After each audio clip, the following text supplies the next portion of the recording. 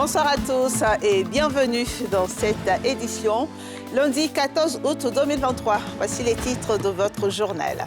27 officiers et 1225 sous-officiers ont intégré les rangs de la gendarmerie nationale. Ils ont prêté serment aujourd'hui en présence du ministre de la Défense. Et puis, c'est la grande affluence 2 jours après l'ouverture du 5e pont baptisé Alassane Ouattara. Ce pont draine du monde et suscite l'émerveillement de plusieurs riverains. Et enfin, nous irons au Niger, où la junte au pouvoir annonce son intention de poursuivre Mohamed Bazoum pour haute trahison. La CEDEAO dénonce une nouvelle forme de provocation. Ils étaient au nombre de 1252 à prêter serment ce lundi 14 août à la gendarmerie nationale. Ils veulent servir la maréchaussée ivoirienne avec honneur et fidélité. Le ministre d'État en charge de la Défense et le parrain de la promotion, le général Tani Joseph, ont invité ces nouvelles recrues à s'approprier les valeurs de ce corps de métier. Le reportage de Tiémé Dandje et d'Éric Kimon.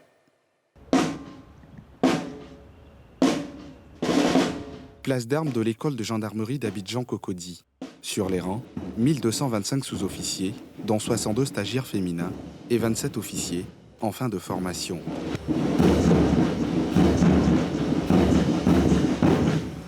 En face, pour le cérémonial de sortie de la mythique école de formation, en 2 actes, le ministre d'État, en charge de la Défense. Les tout nouveaux officiers lui adressent le premier salut. Allez!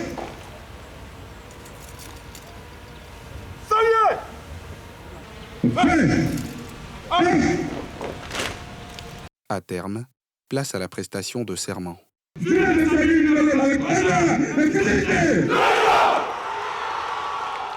Ce serment les engage sur le terrain, où les attendent les opérations de sécurité et de défense dévolues à la gendarmerie nationale. Pour en être digne, le ministre d'État et le parrain de la promotion, général Tani, énoncent des consignes. Imprégné des menaces et des défis sécuritaires actuels que sont le grand banditisme, le terrorisme, l'orpaillage clandestin, vous devez par votre engagement aider notre pays à y faire face. Comme vous le savez, notre pays aspire à la paix, au développement économique, à une cohésion véritable. Vœu cher au président de la République, son Excellence M. Alassane Ouattara, chef suprême des armées. Vous devez donc par votre comportement y contribuer en étant des gendarmes exemplaires, toujours au service des populations. Je sais pouvoir compter sur vous. Le travail, car c'est par la qualité de votre labeur que vous vous distinguerez.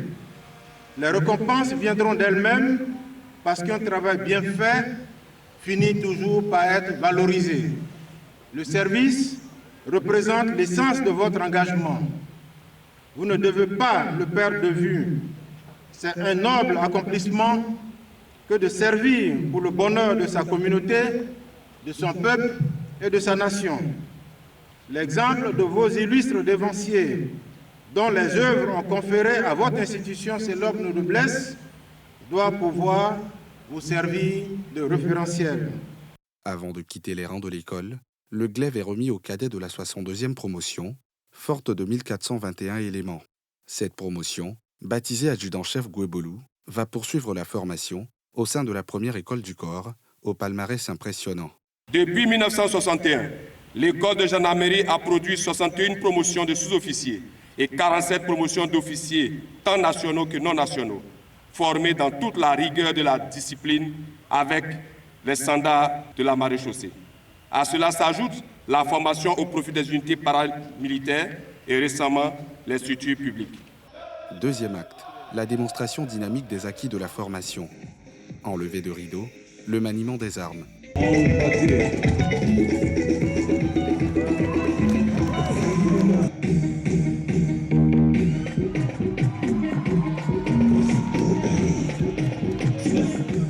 Autre exercice dynamique, le parcours d'obstacles et le remontage d'armes à feu.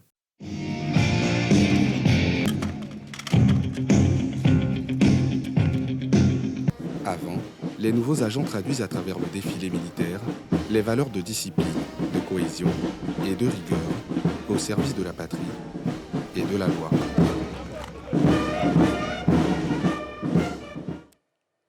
Le 5e pont d'Abidjan, baptisé pont Alassane Ouattara, est ouvert à la circulation, mis en service le 12 août par le président de la République. Ce pont de 1,5 km est censé accueillir environ 50 000 véhicules par jour. Un véritable soulagement pour les populations qui l'empruntent avec beaucoup de joie et de fierté, comme vous le verrez dans ce reportage de Nikema Moussa et de Mathieu Rambadé. Le 5e pont d'Abidjan est désormais ouvert à la circulation.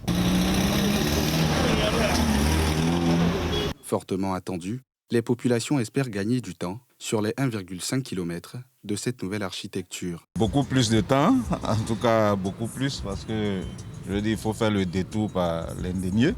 Bon, là vraiment c'est direct. En 2 minutes, 3 minutes, on est déjà au plateau, donc c'est parfait. Aujourd'hui, comme c'est la première fois, on était plus concentré sur le pylône et tout, mais bon, je pense que la prochaine fois, on verra un peu tout ce qu'il y a à côté, quoi. Je suis vraiment satisfait par cet ouvrage.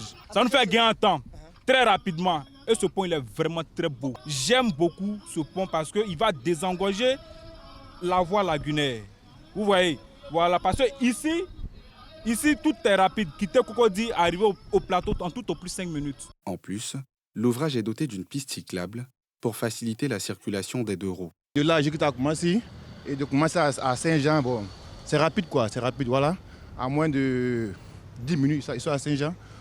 Avant, on passait par l'Indénié, fait un grand détour par là à Saint-Jean et maintenant d'ici, on va directement à Saint-Jean, donc c'est rapide. Puisqu'il y a cette branche-là, non, parce qu'on peut rouler ici. Il y a les piétons là et nous, les motos, on passe ici tranquillement. C'est très fluide. Tout à l'heure, j'avais voulu partir de l'autre côté, mais quand j'ai vu que le point est praticable déjà, automatiquement, je viens au niveau de Saint-Jean et puis je fais le reste de mes courses. Je n'ai pas fait 3 minutes pour traverser le pont. Seul bémol observé aux premières heures, le ralentissement dans le sens plateau Cocody, du fait du feu tricolore au carrefour du lycée classique. Le feu là, on doit vraiment augmenter le nombre de minutes pour que ici soit un peu fluide. Et puis l'autre, bon, on fait ça à un temps un peu bref. Sinon, dans l'ensemble, tout va très bien. Inauguré le 12 août dernier par le président Alassane Ouattara, le premier pont à Auban en Côte d'Ivoire allie la commune de Cocody à celle du plateau. Avec un tronçon central aubanais de 200 mètres, soutenu par 19 câbles, monté sur un pylône de 108 mètres de haut, le pont Alassane Ouattara devrait désengorger la circulation dans la capitale ivoirienne. Et ce 5e pont, comme vous le savez, supplante la lagune ébriée et relie les communes de Cocody et du Plateau. 24 heures après l'inauguration, il s'est transformé en un lieu de pèlerinage avec des visiteurs venus de différents endroits. On croirait qu'il est devenu le nouveau site d'attraction de la capitale économique.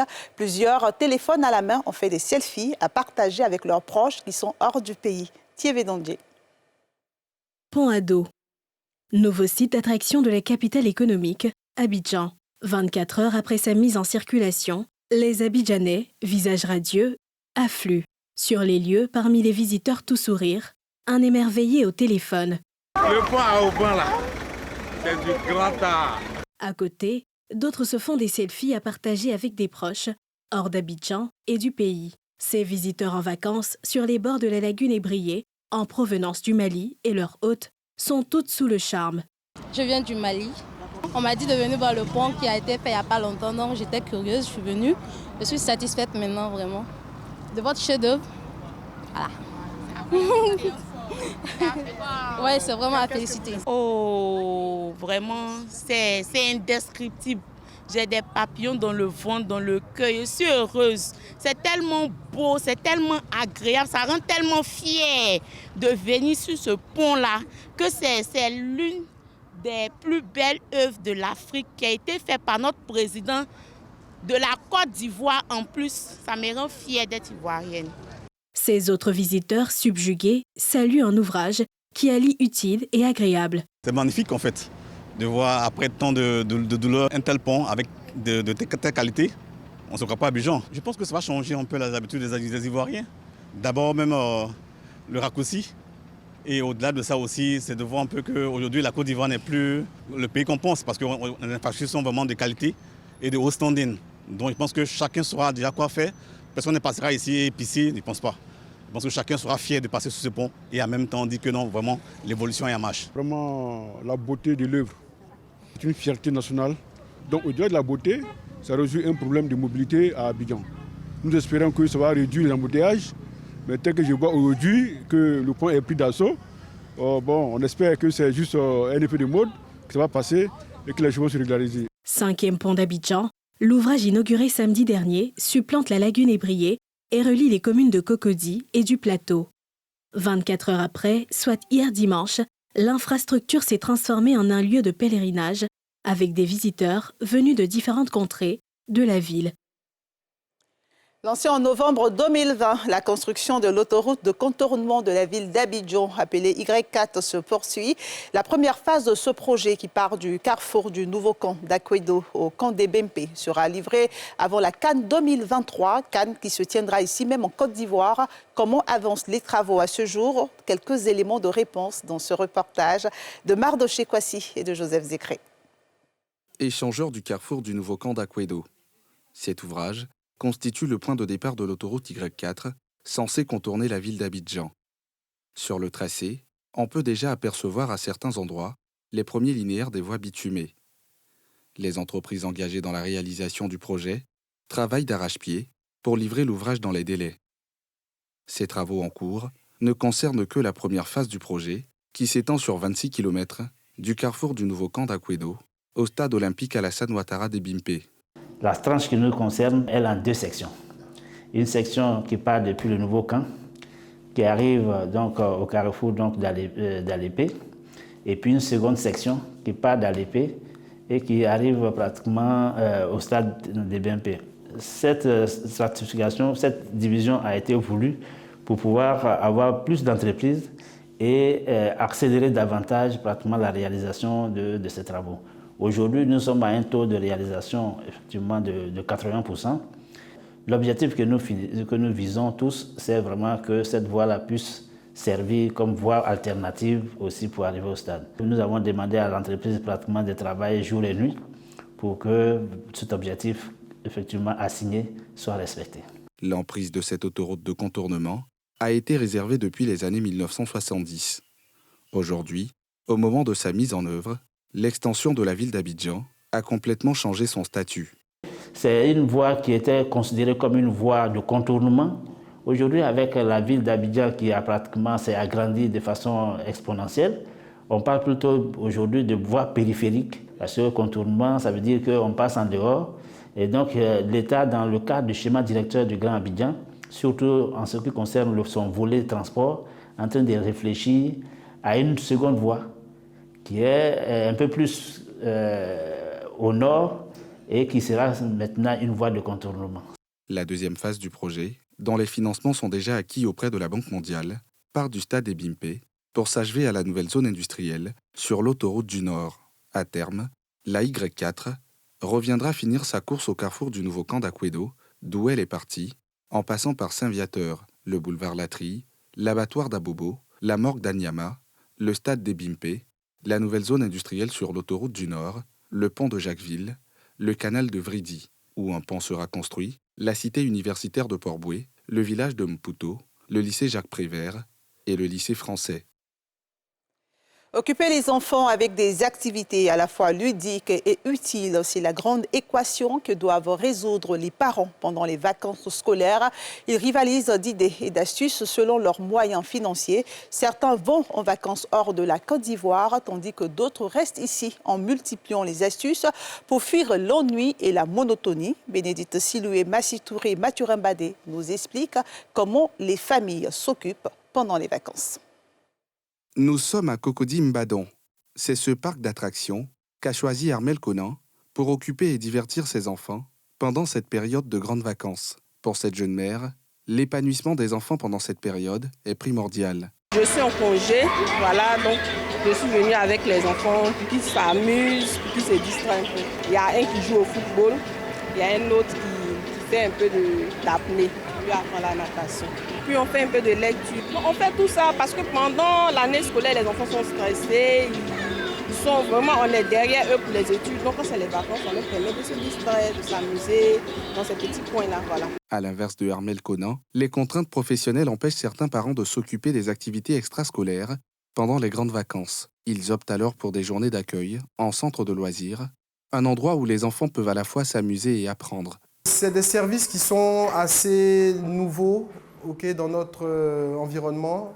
C'est vrai que historiquement, les parents avaient beaucoup plus des nounous qui s'occupaient des enfants. Les parents rencontrent de plus en plus de difficultés de garde, donc à trouver des nounous fiables. Donc c'est vrai que pendant les vacances, généralement, c'est des longues périodes, donc de 2-3 mois.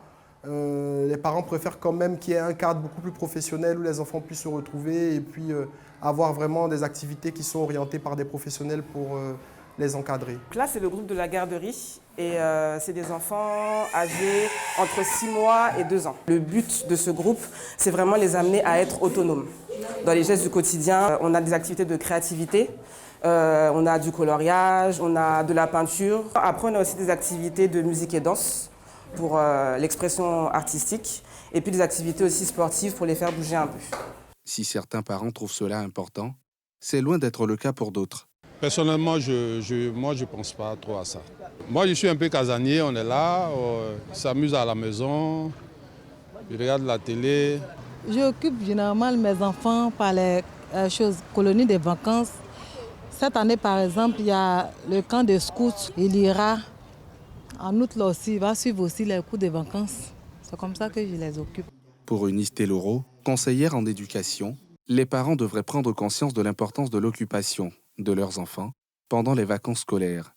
Cela joue un rôle très important non seulement dans leur épanouissement, mais aussi dans l'éducation de ces derniers. Les vacances sont une opportunité en or pour les parents, pour qu'ils puissent consacrer des temps de qualité à leurs enfants. Cela permet d'ouvrir l'esprit des enfants. Le bonheur ne demande pas toujours énormément d'argent. Il y a des jeux de société comme ça en famille, mais c'est suffisant des fois pour amener la bonne humeur. Les vacances, c'est fait pour se ressourcer, pour être stimulé avec des activités nouvelles. Il ne faut pas en mettre forcément trop. Certes, c'est bien de diversifier les activités, mais après tout, il ne faut pas oublier que les vacances, c'est fait pour se détendre, se ressourcer, se reposer. S'il est important d'occuper les enfants durant cette période de l'année, il faut savoir diversifier les activités, de sorte à délivrer un apprentissage ludique. La Côte d'Ivoire a récolté 15 médailles, dont 6 en or, 5 en argent et 4 en bronze lors des 9e Jeux de la francophonie qui se sont déroulés en RDC. Les lauréats ont été reçus cet après-midi par 2 ministres, notamment le ministre des Sports, Paulin-Claude Dao, et la ministre en charge de la culture et de la francophonie, Françoise Romac. La rencontre avait pour but de les féliciter pour leur performance. Les explications de Salif Yalekwe et d'Armel Yao.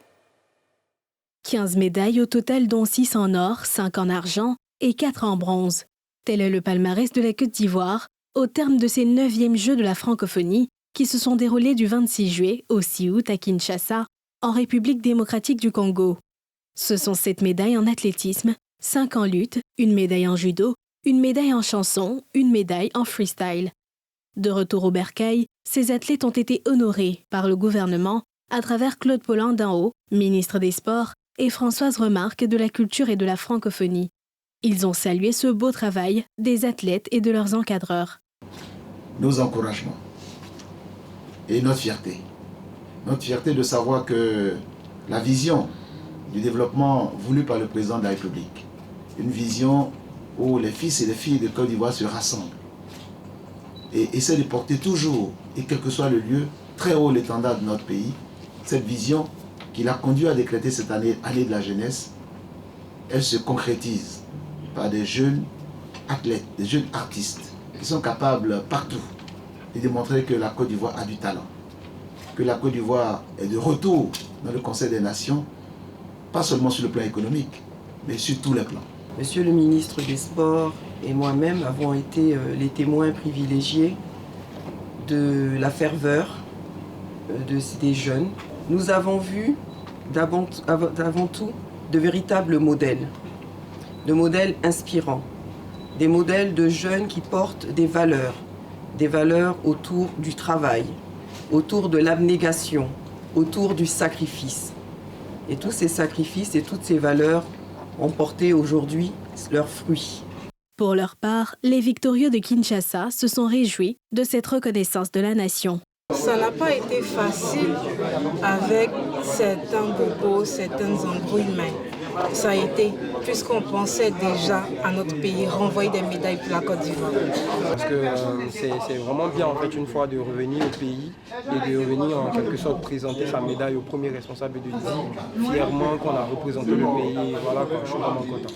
La Côte d'Ivoire a participé à ce rendez-vous avec 25 athlètes en sport dans ces Jeux de la francophonie, en athlétisme, en judo, en lutte et en sport paralympique. En culture, 23 artistes sont inscrits en chanson et contes.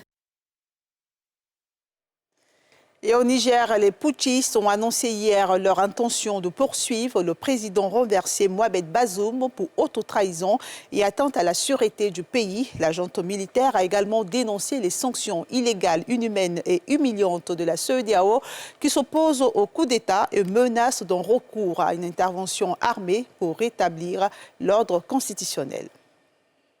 Les putschistes au Niger soufflent le chaud et le froid. Après leur intention de s'ouvrir aux négociations avec la CEDEAO, ils disent vouloir poursuivre pour haute trahison le président renversé Mohamed Bazoum. Le porte-parole de la junte dénonce à la télévision publique les échanges du président Bazoum avec des puissances extérieures. En tout état de cause, le gouvernement nigérien a réuni à ce jour les éléments nécessaires de preuve pour poursuivre devant les instances nationales et internationales compétentes le président déchu et ses complices locaux et étrangers pour haute trahison et atteinte à la sûreté intérieure et extérieure du Niger suite à ces échanges avec les nationaux, des chefs d'État étrangers et des responsables d'organisations internationales. Mohamed Bazoum, le président renversé, est toujours séquestré dans sa résidence par des militaires putschistes. Il y est avec sa femme et son fils, privés d'électricité. La junte rassure quant à sa santé.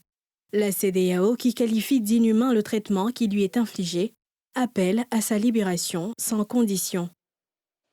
Et c'est ici que se referme ce journal de la rédaction. Prochain rendez-vous demain, même heure, même chaîne. Prenez soin de vous, de ceux qui vous sont chers et de vos rêves.